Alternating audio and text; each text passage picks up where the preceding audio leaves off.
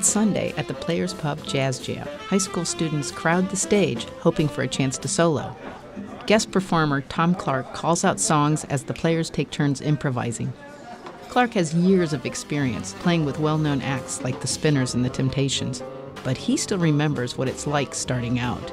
What am I supposed to do here? But it kind of creates this rush of adrenaline. It makes you're anxious, but it's kind of fun to explore and experiment with sound and be able to create something that's personal to you, and not so much just something that somebody composed and you're just reciting what they composed.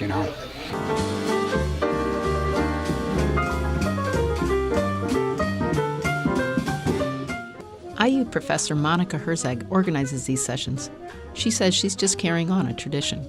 Before you had education in schools, you always would get together and the older ones kind of show the repertoire and the type of things to the younger ones, and it's a way to try out and see how it fits in. And it's just a part of the whole art of jazz to have this communal gathering.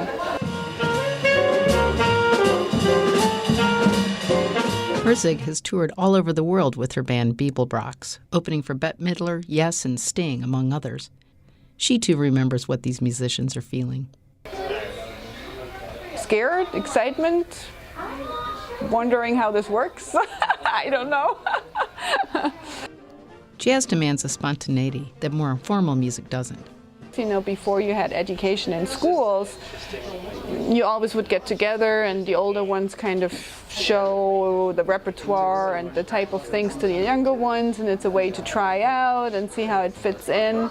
And it's just a part of the whole art of jazz to have this communal gathering.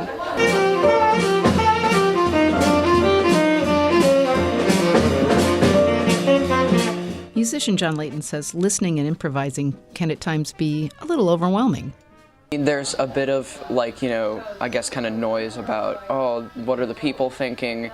How is everything going on around me? But mostly I'm just trying to focus on the music, because I've learned that really thinking a lot about what's going on around you kind of just messes up the solo.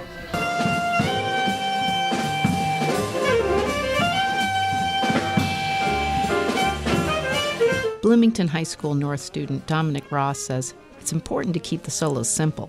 Always stick to what you know, and when you're listening to a more skilled or advanced musician, and try to take a few ideas from something that's more basic and try to avoid going into a complicated stuff.